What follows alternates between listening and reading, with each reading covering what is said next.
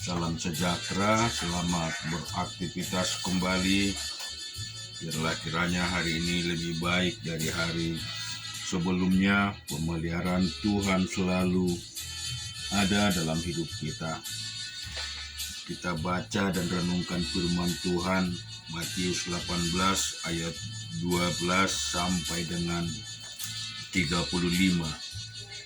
Bagaimana pendapatmu jika seorang mempunyai 100 ekor domba dan seekor di antaranya sesat? Tidakkah ia akan meninggalkan yang 99 ekor dan di pegunungan dan pergi mencari yang sesat itu? Dan aku berkata kepadamu, sesungguhnya jika ia berhasil menemukan lebih besar kegembiraannya atas yang seekor itu daripada atas yang ke-99 ekor yang tidak sesat. Demikian juga Bapamu yang di surga tidak menghendaki supaya seorang pun dari anak-anak ini hilang. Apabila saudaramu berbuat dosa, tegurlah dia di bawah 4 mata. Jika ia mendengarkan nasihatmu, engkau telah mendapatnya kembali. Jika ia tidak mendengarkan engkau, bawalah seorang atau 2 orang lagi, supaya atas keterangan 2 atau 3 orang saksi perkara itu tidak disangsikan. Jika ia tidak mau mendengarkan mereka, sampaikanlah soalnya kepada jemaat. Dan jika ia tidak mau juga mendengarkan jemaat, pandanglah dia sebagai seorang yang tidak mengenal Allah atau seorang pemungut cukai. Aku berkata kepadamu, sesungguhnya apa yang kamu ikat di dunia ini akan terikat di surga, dan apa yang kamu lepaskan di dunia ini akan terlepas di surga.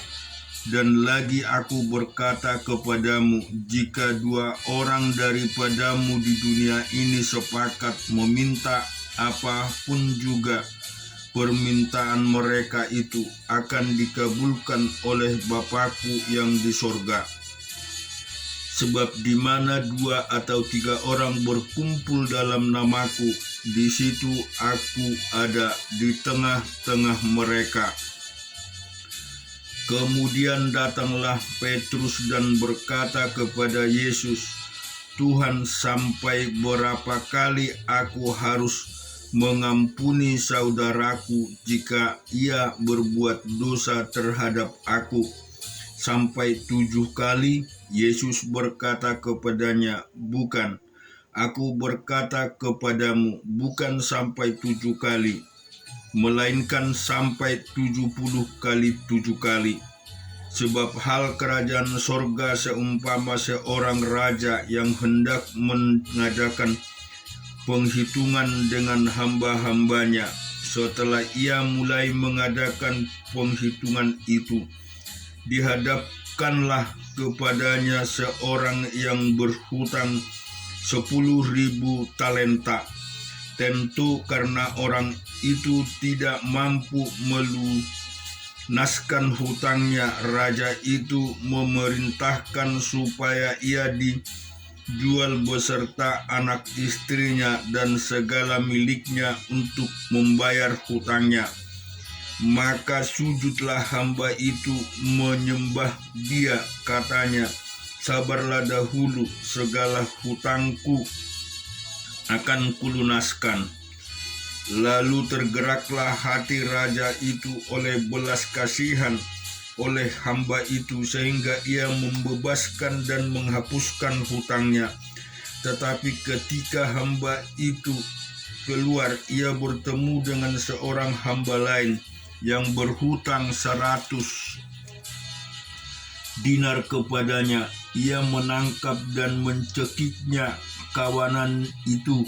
Katanya, bayar hutangmu. Maka sujudlah kawanan itu dan memohon kepadanya, sabarlah dahulu, hutangku itu akan kulunaskan. Tetapi ia menolak dan menyerahkan kawanan itu ke dalam penjara sampai dilunaskannya hutangnya. Melihat itu kawanan-kawanannya yang lain sangat sedih, lalu menyampaikan segala yang terjadi kepada tuan mereka. Raja itu menyuruh memanggil orang itu dan berkata kepadanya, "Hai hamba yang jahat, seluruh hutangmu telah kuhapuskan karena engkau memohonkannya kepadaku. Bukankah engkau pun harus mengasihani kawanmu seperti aku telah mengasihi engkau?" Maka marahlah tuannya itu dan menyerahkannya kepada algojo-algojo sampai ini melunaskan seluruh hutangnya. Maka Bapakku yang di surga akan membuat demikian juga terhadap kamu apabila kamu masing-masing tidak mengampuni saudaramu dengan segenap hatimu. Kita akan baca di Ayub 29 ayat 1-15. Kemuliaan yang dahulu dan kesengsaraan yang sekarang. Maka Ayub melanjutkan uraiannya, kiranya aku seperti dalam bulan-bulan yang silam, seperti pada hari-hari ketika Allah melindungi aku, ketika pelitanya bersinar di atas kepalaku, dan di bawah terangnya aku berjalan dalam gelap, seperti ketika aku mengalami masa remajaku, ketika Allah bergaul karib dengan aku dalam kemahku, ketika aku Maha Kuasa masih beserta aku, dan anak-anakku ada di sekelilingku, ketika langkah-langkahku bermandikan dadih, dan gunung batu mengalirkan sungai minyak di dekatku. Apabila aku keluar ke pintu gerbang kota dan menyediakan tempat dudukku di tengah-tengah lapangan, maka ketika aku kelihatan, mundurlah orang-orang muda dan bangkitlah orang-orang yang sudah lanjut umurnya lalu tinggal berdiri. Para pembesar berhenti bicara dan menutup mulut mereka dengan tangan. Suara para pemuka membisu dan lidah mereka melekat pada langit-langitnya. Apabila telinga mendengar tentang aku, maka aku disebut berbahagia, dan apabila mata melihat, mata aku dipuji, karena aku menyelamatkan orang sengsara yang berteriak minta tolong, juga anak pintu yang tidak ada penolongnya. Aku mendapat ucapan berkat dari orang yang nyaris binasa, dan hati seorang janda kubuat bersukaria. Aku berpakaian kebenaran dan keadilan menutupi aku, seperti jubah dan serban. Aku menjadi mata bagi orang buta dan kaki bagi orang lumpuh. Kita juga lihat di Hakim-Hakim 19 ayat 23-30. Lalu keluarlah pemilik rumah itu menemui mereka dan berkata kepada mereka, "Tidak, saudara-saudaraku, janganlah kiranya berbuat jahat karena orang ini telah masuk ke rumahku. Janganlah kamu berbuat noda, tetapi ada anakku perempuan yang masih perawan, dan juga gundik orang itu. Baiklah, kubawa keduanya keluar. Perkosalah mereka dan perbuatlah dengan mereka apa yang kamu pandang baik. Tetapi terhadap orang ini janganlah kamu berbuat noda. Tetapi orang-orang itu tidak mau mendengarkan perkataannya. Lalu orang Lewi itu menangkap gundiknya dan membawanya kepada mereka keluar. Kemudian mereka bersetubuh dengan perempuan itu, dan semalam-malaman itu mereka mempermainkannya sampai pagi. Barulah pada waktu fajar menyingsing mereka melepaskan perempuan itu.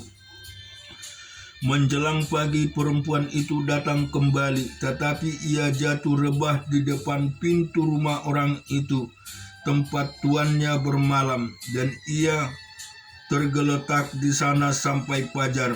Pada waktu tuannya bangun pagi-pagi, dibukanya pintu rumah dan pergi keluar untuk melanjutkan perjalanannya.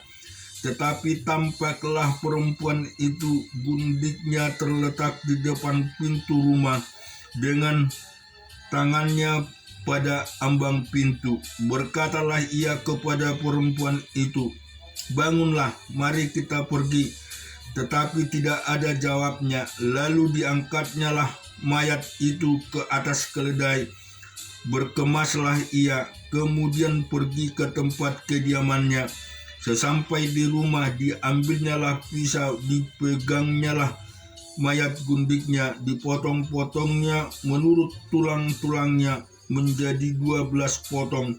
Lalu dikirimnya ke seluruh daerah orang Israel.